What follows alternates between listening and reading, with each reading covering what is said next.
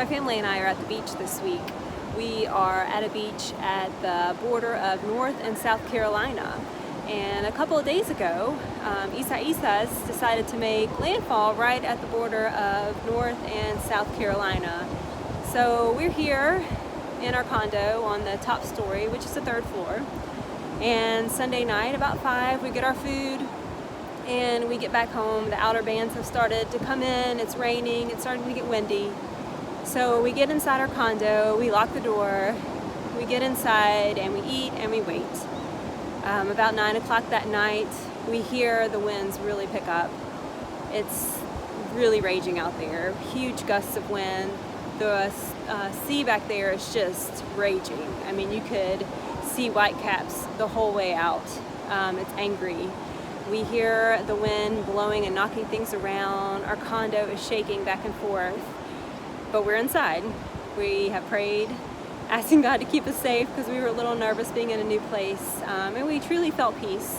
My husband and I stayed up into the wee hours of the morning, just listening and feeling the rocking of the condo.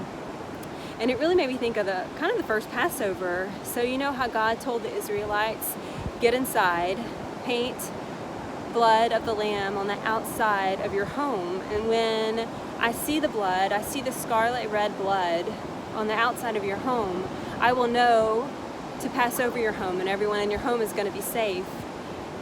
So the Israelites at this point, fast forward about 40 years, Moses is no longer the leader, Joshua is, as we learned a couple weeks ago, and they're finally going to start taking the land that was promised to them. So they know they have to take the city of Jericho. So Joshua sends in just 2 spies this time into the city, and they meet an unlikely person. They meet a woman named Rahab, and she helps them. She hides them from authorities. She tells them that she knows that their God is the one true God. She has probably heard about them for years and heard about the miracles God has done on their behalf, heard about their success in conquering kings and walking on dry ground, all the miracles that God had done for them. And she recognized and told them so, that she knew God was the one true God, that their God was the one true God. And I find it fascinating because the whole city of Jericho was trembling with fear, and they knew the Israelites were coming, and they were fearful and on the lookout for the spies who they knew had entered the land. But Rahab had hid the spies, and she asked them for a favor. She said, can you make sure my family will be safe? And they said yes. And do you know how they did it? They gave her a red cord, a scarlet red cord, and they said, put this on the outside of your home.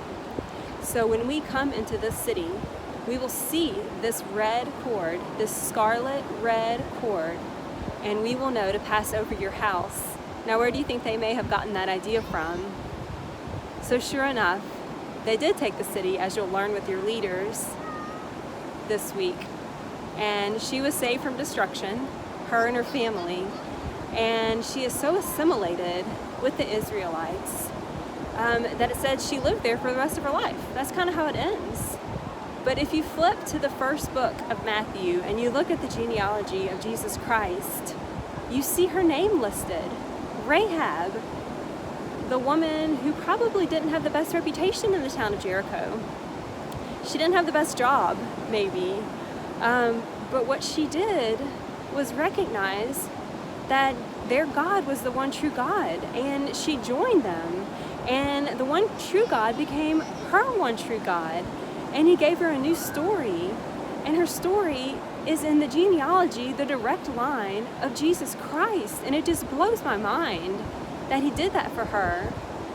So the next morning, after the hurricane passed, we come out on the beach and we're looking, and these huge planks are all over the beach, and some with lights attached to the top. You see, we're in between 2 big piers, one about a half a mile to our east and west, or something like that. I'm not good with directions, but we can see both. Piers. And the one right down that we had just walked to the day before, about a quarter of it is gone. And huge pieces of this pier are just all over the beach. and some had made it as far down as just right in front of our condo, and it stopped basically right in front of our condo. We weren't allowed in the water because there was just huge pieces of plank just floating, and we just thank God because one, we were safe, and it was a beautiful day the next day, and we had made it through. It was raging outside, and we were inside and just listening to the storm rage outside, but the next morning we knew we were safe, and it was fine, and we were thanking God. And if you know anything about this hurricane, it had a funny name, right?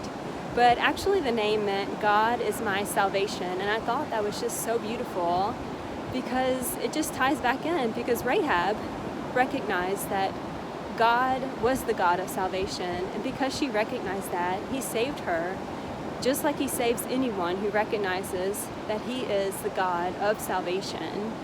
So I hope that you have a great time this week listening to the story of how the Israelites took the land and the city of Jericho. And what a beautiful story, an interesting story with so many layers. And I hope that you'll go listen to your leaders, but I hope that you'll open your Bible and read it yourself. I'm a big fan of opening your own Bible and reading it yourself because we can't get to all the details that we want to get to.